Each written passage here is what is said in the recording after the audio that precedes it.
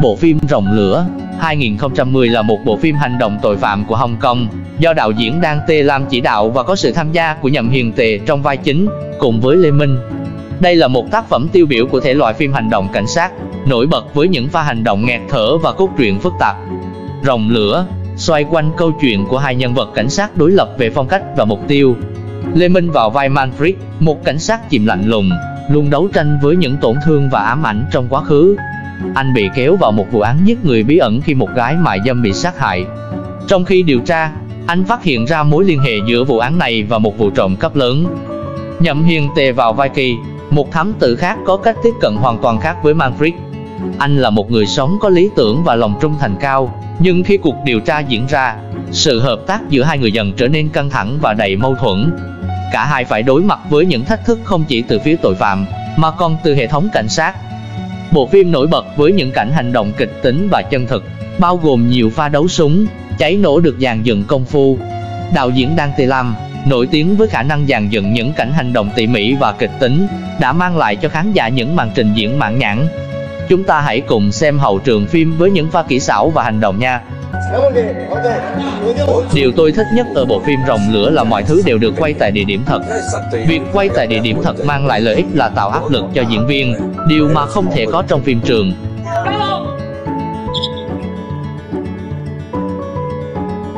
Chúng tôi phải quay một cảnh từ cửa sổ ở khu Trung Hoàng, ngay vào giờ cao điểm, lúc đông đúc nhất.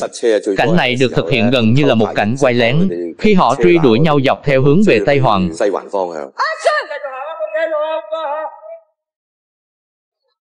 Giữ trạng thái hồi hộp khi anh ấy sợ hãi, bởi vì anh ấy từng là thành viên của đội bóng đá. Dù đến 21 giờ 30 phút rồi, tôi vẫn cảm thấy mọi thứ rất ổn. Tôi nhớ ngày đầu tiên, họ đã sắp xếp cho Lệ đi từ Quảng Đông đến phố Bảo Lạc. Cảm ơn rất nhiều đến cảnh sát, họ thực sự đã dùng cảnh sát giao thông để phong tỏa toàn bộ khu vực. Chúng tôi nói, ok, tuyệt vời, rất tuyệt. Rồi khi mọi thứ đã chuẩn bị xong, họ hỏi, sẵn sàng chưa, ngài cảnh sát? Và sau đó, tất cả các xe đều tập trung lại, chuẩn bị kỹ lưỡng. Một đoàn xe và vài máy quay luôn bám sát theo anh ấy. Nhìn vào gương mặt của Y Hoa, tôi thấy cô ấy có vẻ muốn bỏ cuộc. Nhưng không được, tôi bảo cô ấy phải cố lên. Tôi cũng không quan tâm đến phần lồng tiếng nữa. Tôi nhớ có một khoảnh khắc, khi chúng tôi chạy được nửa chặng, cô ấy dừng lại. Cả tôi và đạo diễn đều do dự, không biết liệu có thể hoàn thành cảnh quay này không. Tôi đã chuẩn bị tinh thần để chạy qua cảnh này, hy vọng mọi thứ sẽ ổn.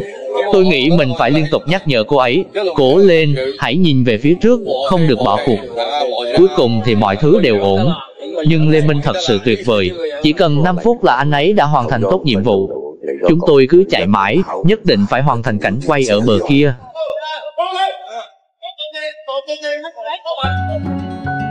Chúng tôi đã băng qua cả phố Na Thang rồi, còn 2/3 nữa thôi, giữ vững tinh thần, đừng dừng lại ở đây. Cuối cùng chúng tôi cũng đến được phố Bảo Lạc.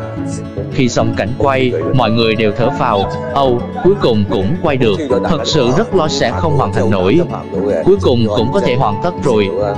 Bạn không thể tưởng tượng được, đạo diễn còn nói đùa, hay là chúng ta quay thêm một lần nữa đi, ha ha. Bộ phim này chúng tôi thực sự đã cố gắng hết sức, khai thác tối đa khả năng của từng vị trí, từng thành viên trong ekip. Thực ra, mỗi người đều có một dịch bệnh trong cơ thể, chỉ là xem khi nào nó bùng phát. Khi nó muốn bùng phát, bạn có cho phép nó xảy ra hay không? Nhiều chuyện xảy ra trong một khoảnh khắc quyết định. Làm thế nào để bạn để mặt sáng sủa của mình, chiếu sáng cuộc sống và làm sao để xua đi những góc tối? Trong quá trình lựa chọn, bạn quyết định giữa điều đúng và điều sai như thế nào? Cả quá trình như đang đặt chân vào nồi lửa. Bạn có giống tôi không? Nếu không tin tôi, bạn sẽ đi vào con đường không lối thoát. Đây gọi là thực tế. Thực ra, cũng giống như một bộ phim cảnh sát và tội phạm vậy, chủ yếu xoay quanh hai cảnh sát. Mỗi lần đều là thử thách. Cảnh sát sẽ gặp phải những khó khăn gì? Nhiều lúc, khó khăn không phải là bắt kẻ trộm bên ngoài, mà là bắt kẻ trộm bên trong chính mình. Bạn cố gắng, nhưng lần nào cũng phải trả giá đắt hơn trước.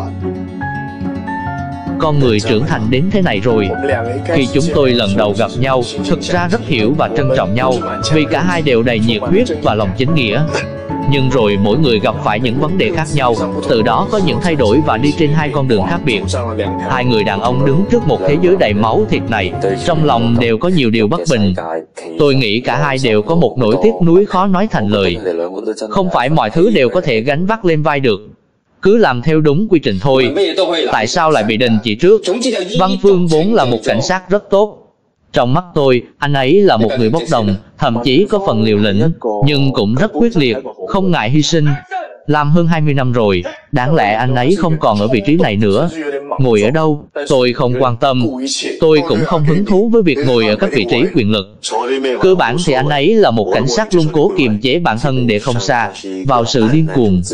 Nếu nói về vai cảnh sát đó, tôi đã đóng vai ấy rất nhiều lần, đến mức không thể đếm nổi mình đã chạy bao nhiêu lần rồi. Tôi muốn khán giả có cái nhìn mới về Lê Minh trong vai diễn này. Ở phim này, vì có rất nhiều cảnh để râu, tôi cũng từng phải dán râu giả, và nó thật sự rất khổ. Đặc biệt là khi chúng tôi quay phim lúc chưa vào mùa đông. Nhìn cái râu, tôi không có gì cả. Đứng đó nhìn mà cũng không thể ăn hay nói được. Đột nhiên không khí trở nên yên tĩnh lạ kỳ, vì chỉ cần cử động chút là mọi thứ có thể bị lộ ra. Làm sao để đảm bảo mọi thứ đều hoàn hảo được đây? Khi ăn uống, cố gắng nói ít lại. Tôi chỉ đang làm những việc mà một cảnh sát nên làm. Mỗi vai diễn đều có tiếng nói và lòng dũng cảm riêng của nó. Là một diễn viên, mỗi lần đóng một vai, bạn cũng nên cảm nhận được điều đó. Đạo diễn mang đến cho mỗi nhân vật một sức sống khác biệt. Và để phối hợp với chúng tôi, họ phải chịu đựng rất nhiều khó khăn. Thật ra, tôi cũng rất cảm kích các bạn. Cô sếp tên là Trần Thục Mỹ, 27 tuổi, là một bà mẹ đơn thân có một cô con gái 7 tuổi. Trong phim, cô ấy rất nghiêm túc, có xu hướng bạo lực. Trong quá trình quay phim, cô ấy rất rõ ràng về những gì mình đang làm. Anh ấy cho tôi cảm giác là một người rất kiên định. Cảnh sát à, làm sao đây? Bạn có dám ngồi lên ghế này không?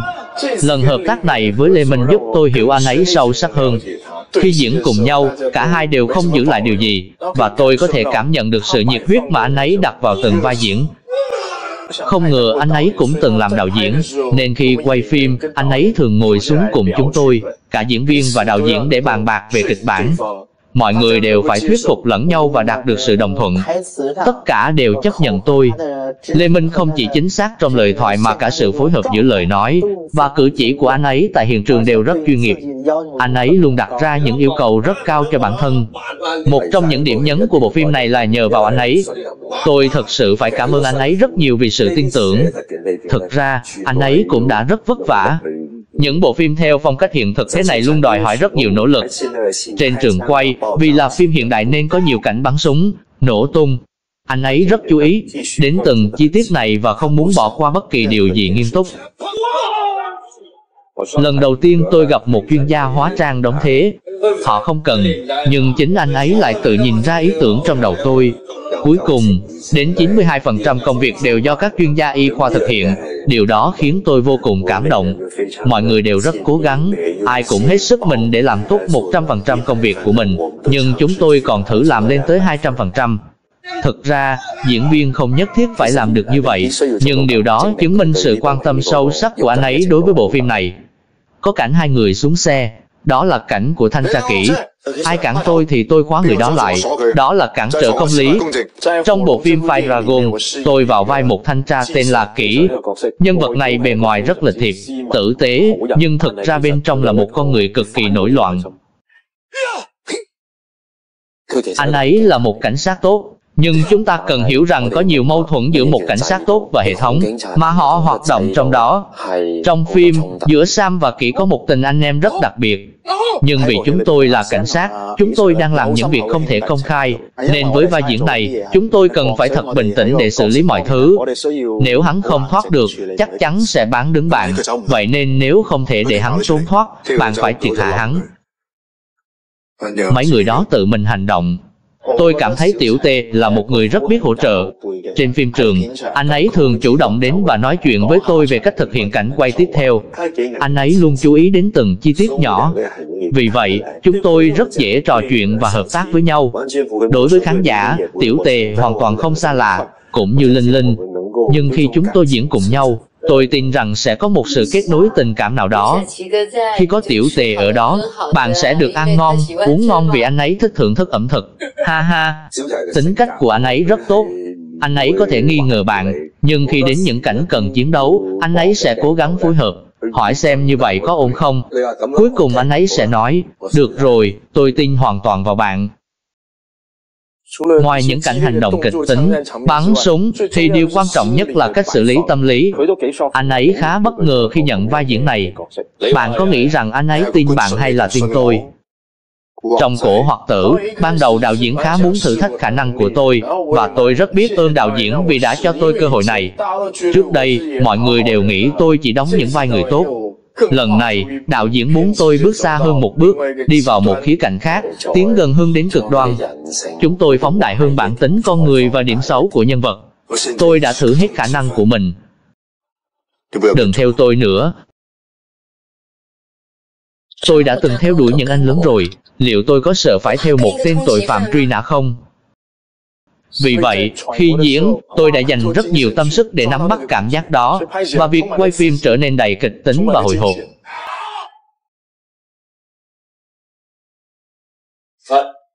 Đạo diễn cũng là một người rất giỏi và rất hiểu diễn viên. Anh ấy thường có nhiều ý tưởng đột xuất, nhưng tôi thích những ý tưởng đó, vì nó mang lại sự linh hoạt và sáng tạo cho quá trình làm phim. Anh em, chúng tôi là đồng hương. Thực ra khi quay phim, mỗi ngày chúng tôi đều đến trường quay và mới nhận kịch bản tại đó. Vì vậy, cảm giác này thật sự chân thực hơn nhiều. Có tuần tôi không làm được gì, tôi không nói gì cả. Tôi chỉ im lặng. Tôi xin cậu đấy. Mỗi lần tôi đều hy vọng có thể thử thách anh ấy, luôn mong có điều gì đó chưa từng xảy ra. Lần này, tôi được giao một vai cảnh sát có tính cách khá bạo lực, thô lỗ. Tôi không biết vai này có được công chiếu không, nhưng khi quay phim, anh ấy chửi thề rất nhiều, và tôi cuối cùng cũng buông lỏng được. Một trong những cảnh khó khăn nhất đối với tôi là cảnh gọi cho kỹ. Không có kinh nghiệm thực sự về điều đó, tất cả chỉ là tưởng tượng, nên có một chút gánh nặng tâm lý. Đối với anh ấy, đây cũng là một thử thách lớn, vì anh ấy là một tín đồ Cơ Đốc rất mộ đạo.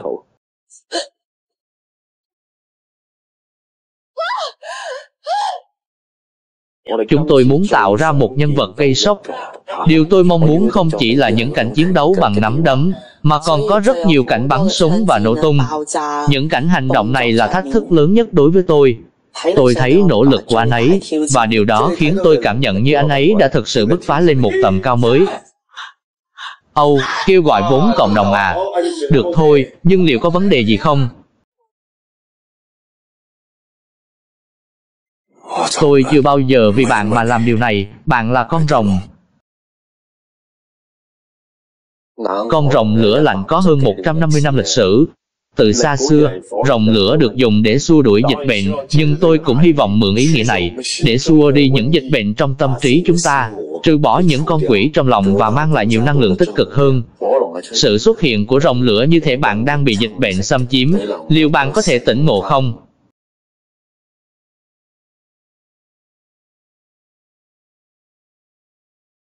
Thường thì rồng lửa ở Đại Khảm hoàn thành trong khoảng 2 tiếng, nhưng khi quay phim, chắc chắn không chỉ 2 tiếng là xong. Anh ấy thực sự rất đặc biệt, đã dùng cây cỏ trân châu để tạo hình một con rồng và cắm đầy nhang trên thân rồng. Mỗi lần cắm nhang mất ít nhất nửa tiếng. Chúng tôi cũng không thể dùng hết số nhang đó. Dù cuối cùng vẫn còn nhang, nhưng khi đến cuối, trên màn hình nhìn rất đẹp. Áp lực rất lớn, tôi sợ vì mình mà không diễn tốt, khiến cả đoàn phải khổ sở quay lại và cắm thêm hàng ngàn cây nhang nữa. Liên minh tuyệt vời, thật sự tuyệt vời. Thực sự rất ngầu. Mọi người đều rất nghiêm túc làm lễ cúng bái, khởi động nghi thức trước khi rồng lửa xuất hiện. Cái lò lửa không phải là lò thường, nó nặng hơn 200 cân, nên khi không còn đủ sức, cần vài người thay phiên nhau gánh, liên tục đổi người. Nói cách khác, cần chuẩn bị 2 đến 3 nhóm người để luân phiên trong sự kiện này. Chúng tôi đang nói về việc cần đến hàng trăm người, và tôi phải tập hợp những người đó. Họ đã có nhiều năm kinh nghiệm làm việc với nhau, nên việc nhờ những người ngoài vào sẽ không thể nào giúp ích được. Chúng tôi thật sự sử dụng những cư dân gốc của Đại Khảm, những người đã tham gia nghi thức rồng lửa mỗi năm vào dịp Trung thu. Tôi rất biết ơn Đại Khảm, họ đã giúp đỡ chúng tôi rất nhiều. Khi đoàn rước đi qua, cái khí thế ấy thật sự rất choáng ngợp. Có hơn 100 người cầm rồng lửa, trong lòng tôi thật sự xúc động, nước mắt dâng trào. Mọi người không thể rời mắt khỏi rồng lửa. Tiểu Tề và Leo cũng phải thực hiện một số động tác và màn rượt đuổi, vì vậy mọi thứ phải được chuẩn bị rất kỹ càng. Các diễn viên phải đi sát bên rồng lửa, và những cây nhang phải được cắm dọc thân rồng để phù hợp với chủ đề này.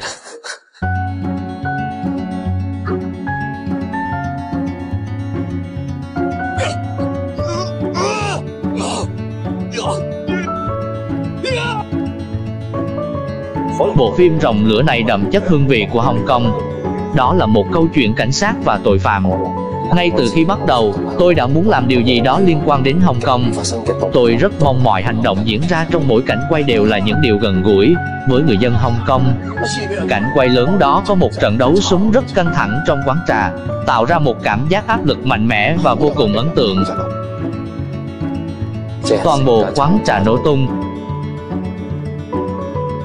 Mọi thứ phải được sắp xếp kỹ lưỡng, vì ở Hồng Kông không có đủ tài nguyên để bạn thực hiện nhiều cảnh quay NG, lỗi quay lại, và việc phong tỏa một con phố trong vài giờ là điều không dễ. Tôi lúc đó có cả gia đình vợ con, và họ nói, đừng lo, rồi họ sớm chuẩn bị một tấm ván để che cho tôi. Tất cả đều đã được sắp xếp kỹ càng, và cảnh nổ đó thật sự may mắn. Hành động diễn ra từ đầu đến cuối. Khi chúng tôi dựng phim, ai cũng nhận thấy sức mạnh của hai vụ nổ đó thật ấn tượng.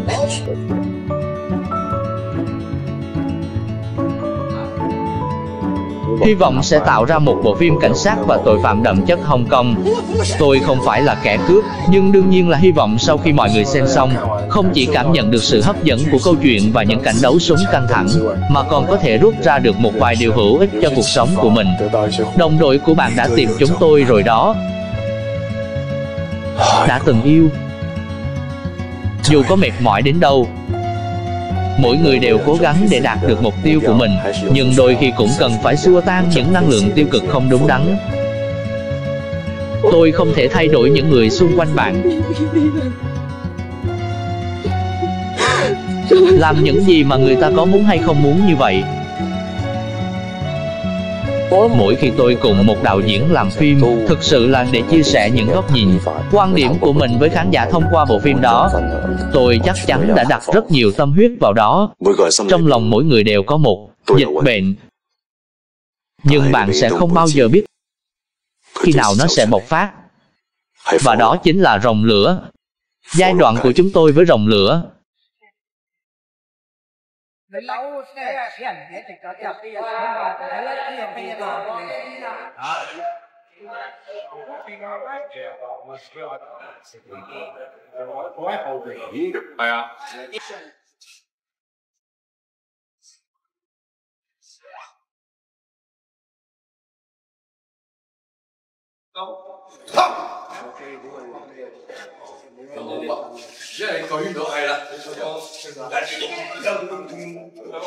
Đúng rồi, chuẩn bị 1, 2, 3.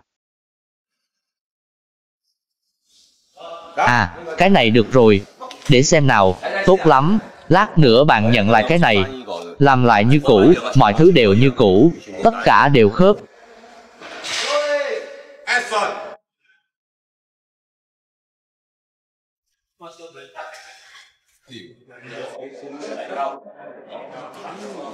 Ồ, tay của anh ấy, mất rồi. Tốc độ quá nhanh. Chú ý phía sau.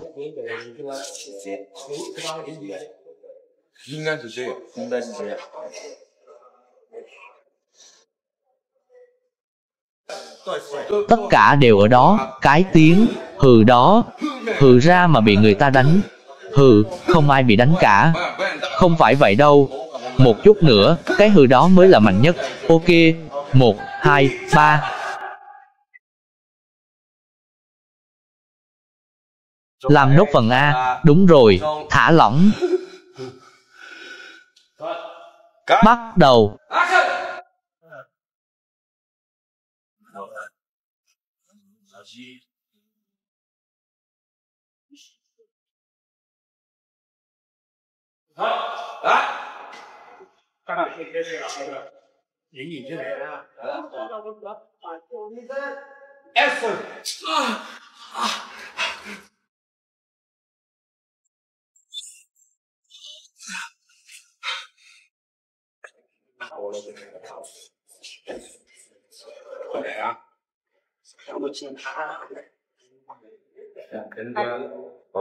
Action.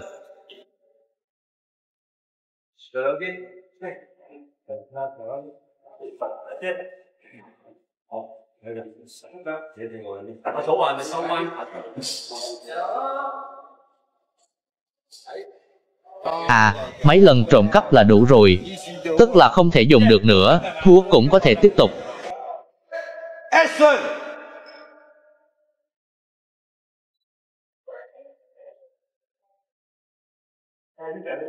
Không mua cái hộp à? Đúng, đúng, nhỏ một chút. Nhỏ hẳn đi. Gần cái vòng đó. Đúng vị trí rồi. Được rồi, mọi người đều có. Có đấy, tốt lắm. Cát khai hỏa. Tốt lắm, rất tốt. Khi quay ra trông giống như vậy. Cảm ơn, làm nóng lên. Giống như xúc xích vậy.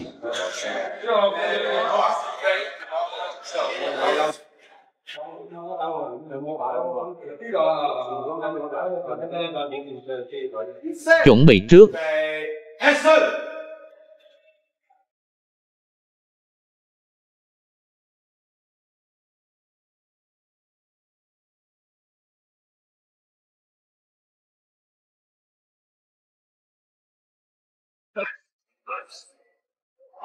Được. Rất tốt, rất tốt, rất tốt, rất tốt, rất tốt.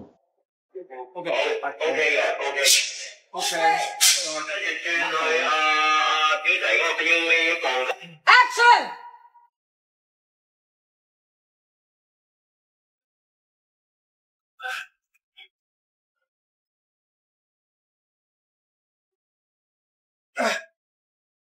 À.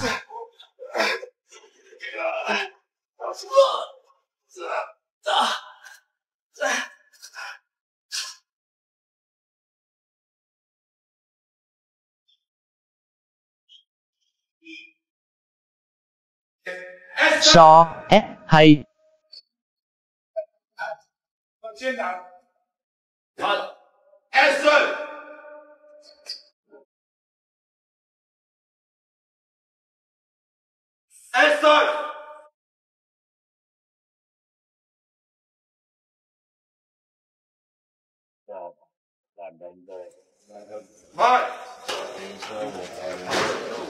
logo tốt, chiều dài thấp. Đúng lúc lắm. Cục vận tải đã chú ý đến chúng tôi. Xe cũ chỉ vừa xuất hiện là đã có vấn đề rồi, phải không?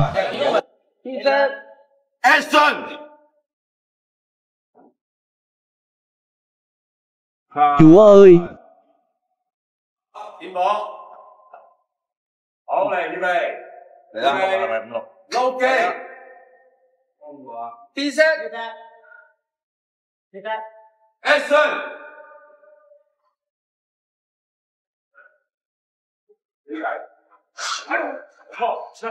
Được rồi, không sao, không sao, có thể bắt đầu ngay vòng này được không? Được, bắt đầu ngay rất tốt. Tiểu Trần, SS, được rồi, bắt đầu nào. Làm lại, đánh tới đây, tốt lắm. Tiểu Trần, ổn không? Được rồi, tiếp tục nào. Cậu nói đi. Được rồi, chuẩn bị, bắt đầu.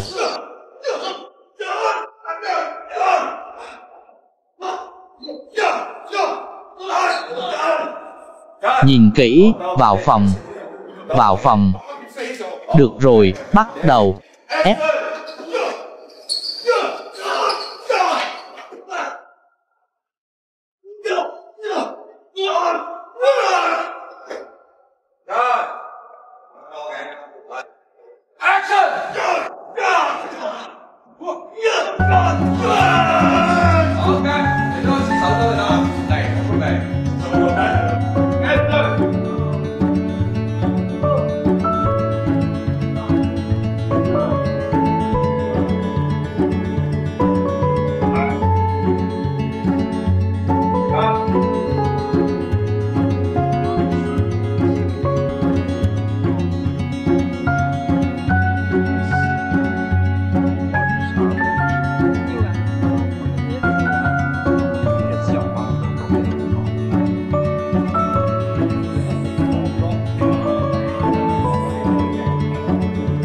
cháy rồi, 6 cú đánh. Được rồi, chuẩn bị. 1, 2, 3, 4.